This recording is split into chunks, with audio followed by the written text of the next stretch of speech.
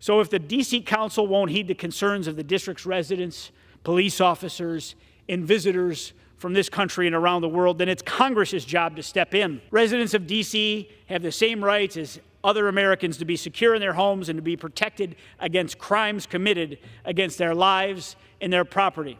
It's heartbreaking to see the crimes committed by children and young people in D.C., and we need real solutions to address them.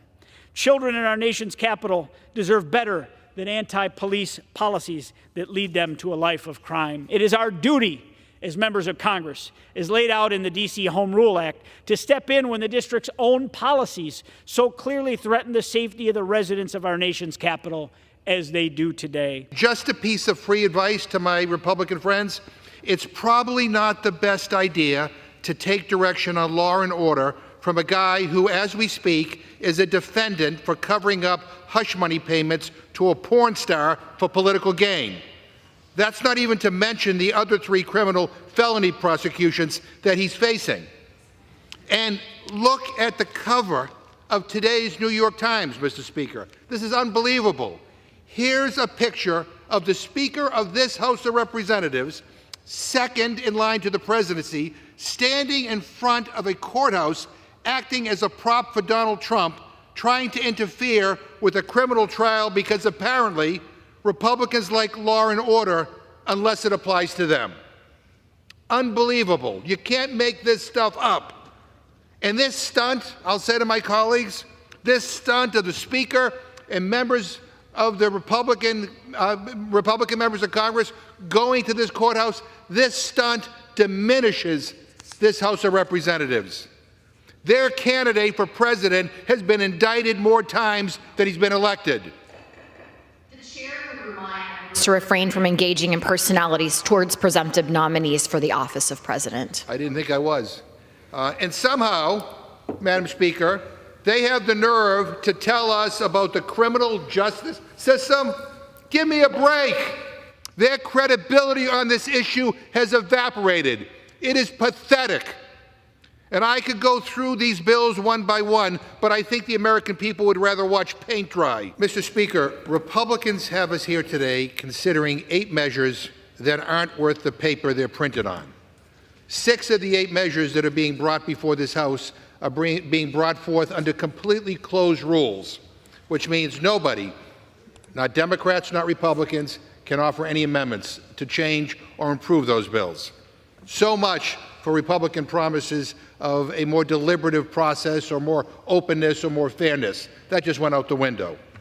I don't think I have ever seen a group of people do so much and yet accomplish so little. 7 of these measures are supposedly about law enforcement. And you know how many of them will actually do something to help keep people safe? 0. Zilch. Nada. None of these bills do anything. None of these bills will be passed by the Senate. None of them will do a damn thing to help the police. None of them will keep our communities safe. We have a ton of BS bills going after immigrants. And let me just remind everyone, it was Republicans who killed their own bipartisan border security bill in the Senate.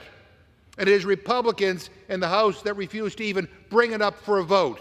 And why? Because they're afraid it might pass. They're afraid they might lose a talking point. We have a non-binding resolution about defund the police. Ironic, isn't it, that they all talk so much about defunding the police. But despite their rhetoric, Republicans are the ones who want to defund the police. Republicans support cutting the COPS program, which hires police officers in every state in America.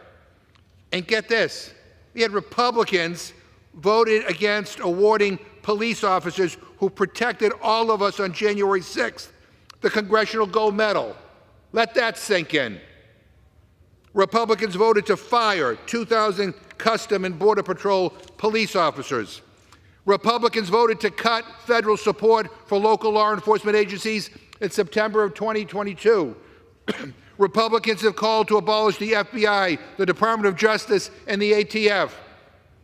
At every single juncture, when Republicans have had a chance to put their money where their mouth is, they have shown that all their pro-police rhetoric is just that, rhetoric. They will say whatever they need to win political support from police and then hope the cops don't notice when they vote to gut their budgets. The eighth bill this rule would bring to the floor is the so-called Israel Security Assistance Support Act. This bill is a disaster.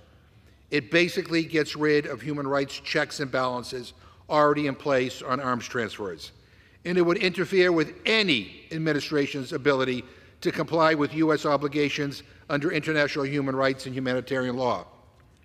And I think it's absurd that my Republican friends don't understand the difference between supporting Israel and writing Prime Minister Netanyahu a blank check to do whatever the hell he wants with U.S. weapons, with no regard for civilian lives or for human rights. That's not even just the Democratic position, by the way. 3 U.S. presidents have threatened to pause military aid to Israel under similar circumstances. And who were they? They were Dwight Eisenhower, Ronald Reagan, and George H.W. Bush, all Republicans, Madam Speaker, all Republicans. So please don't give me this partisan BS. Please, please spare us that. Your military, U.S. military assistance doesn't come with no conditions. If our taxpayers are paying for it, they ought to have some level of assurance that it's not being used to indiscriminately bomb civilians or block the delivery of humanitarian aid to starving people. You know, the bombs that the president is withholding, these 2-ton bombs, have a blast radius of 1/4 mile. That means, I would say to my friends, if you were standing out in front of this Capitol and the bomb were dropped on the Republican congressional campaign headquarters or the Democratic congressional campaign headquarters, we all would be dead if we were standing in front of the U.S. Capitol. The president is concerned that 2-ton bombs being dropped on Rafah, a heavily populated area with over 1 million people, he believes that the civilian casualties are unacceptable.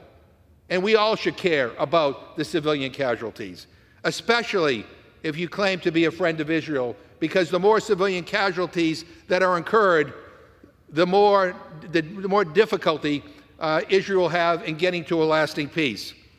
It is a real shame that this is what Republicans have decided we should spend our week doing, Madam Speaker. I had hoped, Madam Speaker, that after the Democrats bailed out Speaker Mike Johnson last week, that maybe, just maybe, we would see a change in the tone of this place.